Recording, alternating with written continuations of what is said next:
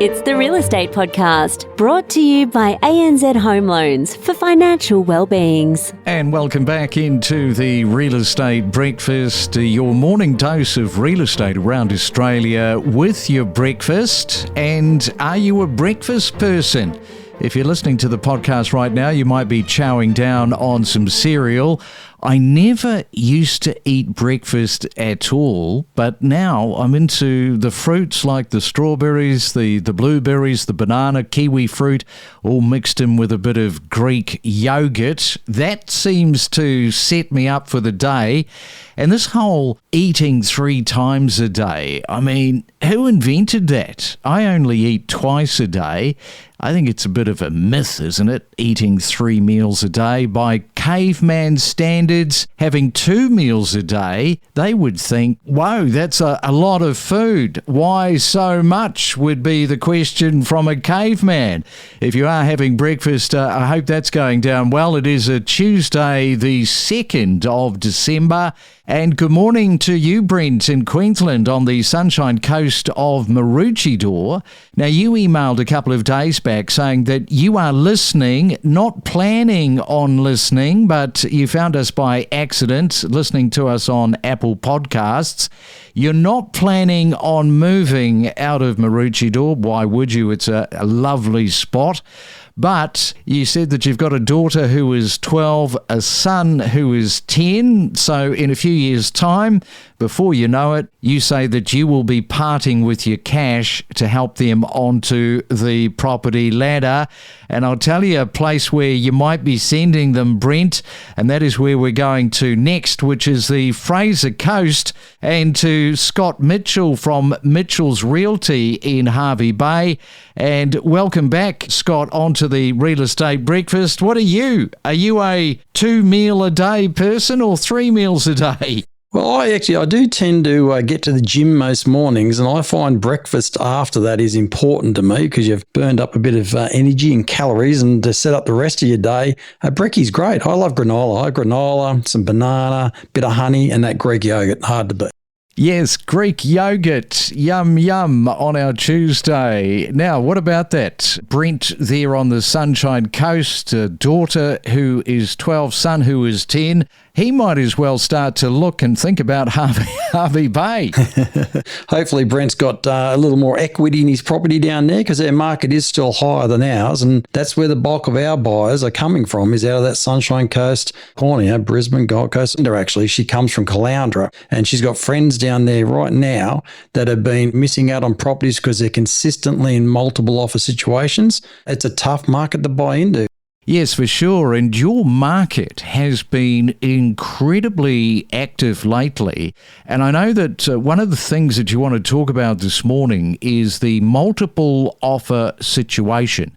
This is something that I think a lot of people don't pay enough attention to. So just talk about just how busy that market is in Hervey Bay right now and those multiple offers. Yeah, certainly, Craig. The last 4 to 6 weeks, our buyer inquiry is like doubled, tripled in some cases. Dealt with as many multiple offers, really going back to when we'll come off the back of COVID and they opened the borders 2021. Particularly on stock or homes that is under the 800,000 mark. Like, it's a very strong market because our market is still affordable in that price guide. So anything priced under 800,000 has got high competition in Hervey Bay. Particularly if you're a first home buyer, I understand it is a challenging position to be in, and a lot of them don't understand how to deal with it. You need to firstly be made aware that you are in a multiple offer situation, and the agent should provide you with an acknowledgement of multiple offers form. So we're transparent and as brutally honest as we can be. Provide each buyer with an acknowledgement of multiple offers form, and we explain to them that there is now more than one offer on the table. In this situation, you have to give us your best and final price straight away. You can't come back, I could have gone another 5 or 10 grand, because our vendor, the client, is going to select the offer either based on price or terms that they will either accept or negotiate with. But unfortunately in our market is that it's a very buoyant market. Make sure you've got all your ducks in a row as far as your finance goes. Be clear on your position. I've had quite a lot of subject to sale buyers. And again, in this market, unless you're paying a premium price, it's very difficult to negotiate a successful purchase of a property. Yes, and then once you've sold the home, you can then go fishing because there's a lot of fishing in the holiday program coming up on the Fraser Coast. We should just sort of touch on the fishing because people are starting to smell the fish right now. So close to Christmas and, yes, getting away in holiday time. Yeah, thanks, Craig. And I will just quickly mention that I was awarded the John Craig Memorial Award at the recent Fraser Coast Tourism and Business Awards. For the 18 years I did commit to seeing the Great Sandy Marine Park was made gill net free, essentially. Some great fishing over the Christmas and New Year period for sure, after you get your house hunting done. All right, well, we'll come back in just a moment because I want to ask you about the sunset clause and how that operates, because I think there's a little bit of confusion around that. So we'll talk about that, and also we'll do the reminder that the banks and the brokers and the solicitors, that holiday period time, something for you to factor in. We're back after this. We are more than just a real estate podcast. We cover a multitude of subjects, including property data, current buyer-seller sentiment, and the mood of the market. Follow each week all of the main talking points and know your property. Let's go back into Melbourne and catch up with Simone Chin. She is the auctioneer at Atria Real Estate, actually in Brighton. You know, auctions can be a very high-pressure environment. The biggest mistake is letting too many of those emotions override the logic. Yes, good morning, Craig. Thank you so much for having me here. It's great to talk to you. We feel very much in Melbourne that the bottom of the market is behind us. There's been 3 pretty flat quarters over the past 12 months, and now there is fresh optimism and people really feeling the confidence and the motivation to get in there and have a good crack at the market. So just coming back to the emotions, how important is it just to keep those emotions sort of in check without sort of blowing it? Because when people get emotional, it's very easy to spot, isn't it? When you're calling an auction and you see that somebody's getting a little bit too excited for whatever reason, others pick up on that and it can be a bit of a downfall. Yes, of course it is. We have very, very strong coaching behind the scenes for buyers when we have an auction campaign. And we offer that to all buyers who are interested in purchasing one of our properties.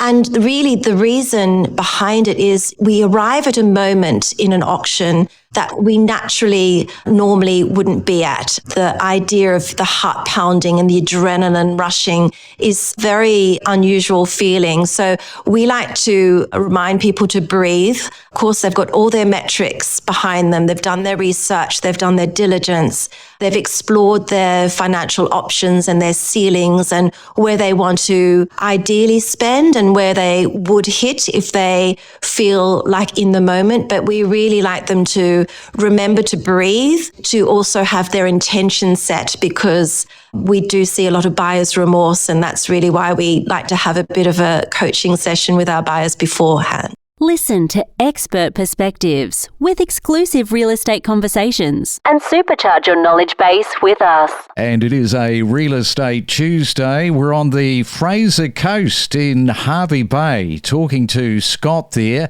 And yes, want to go through the sunset clause and how that operates, because not everybody seems to be up to play with that. Yeah, certainly, Craig. And if you're in a subject to sale, especially in this current market where we've got multiple offers running on most homes under that 800,000 mark, we can negotiate your offer to a successful conclusion where both yourself and the seller agree on a price and terms. But we're going to introduce a sunset clause. And that means that whilst we've executed the contract, that home is not come off the open market. We will continue to field genuine buyer interest and offers. We can accept another offer that the seller may deem as more suitable until such time that you secure that contract in your home. So whilst you can do the contract subject to sale, in a sunset clause scenario, you haven't really secured that property until you get the sale in your home.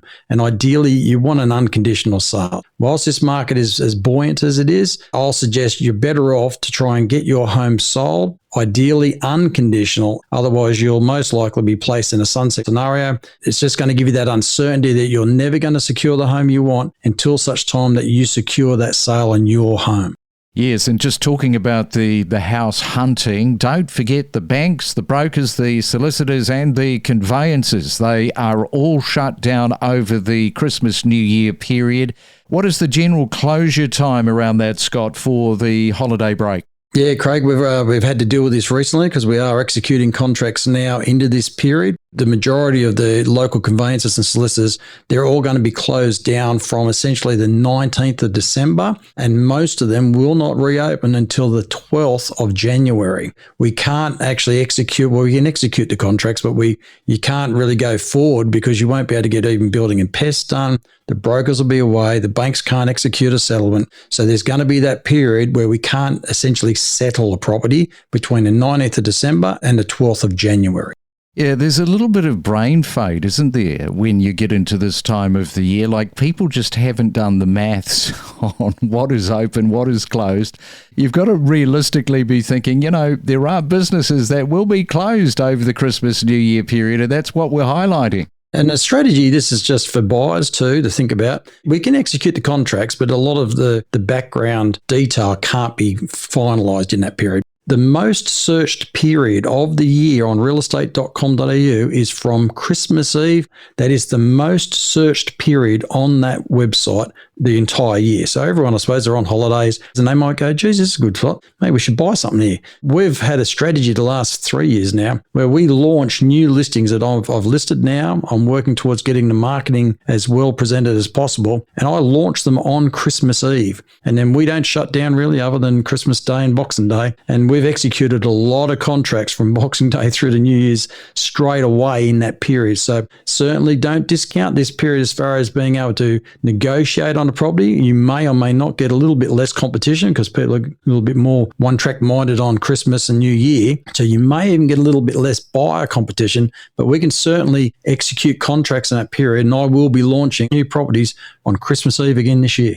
All right, Scott, we'll leave it there on our Tuesday. Enjoy the run-up to Christmas, of course, and good luck with getting all of those contracts approved and done and signed off before everybody heads off on holiday. Thanks for coming back onto the Real Estate Breakfast this morning. Yeah, it's great. Thanks, Craig. I'm just about to take my team across to Gari, Fraser Island. We're going to stay over at Kingfisher Bay Resort for a couple of nights for our Christmas party this year, Craig, and we're looking forward to that as well. Unlock the secrets of real estate and stay informed about the latest real estate buzz with hot market trends, emerging suburbs, and hidden gems. For a lot of franchises, they are still stuck in the past where they are thinking that they can just provide a brand, collect their franchise fees every month and everything's going to be okay.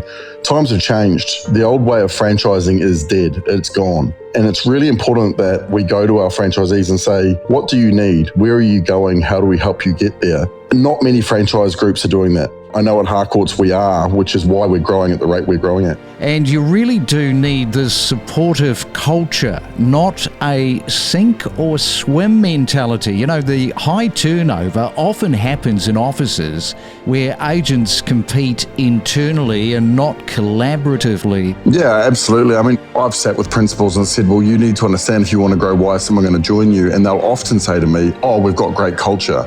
Often I think, well, you don't. I've seen principals playing salespeople off against one another. Now, that might work in the short term to bring revenue in, but long term it breeds a very bad culture. And retention recruitment is the hardest part of any business. We connect you to the best real estate information across Australia. The Real Estate Podcast.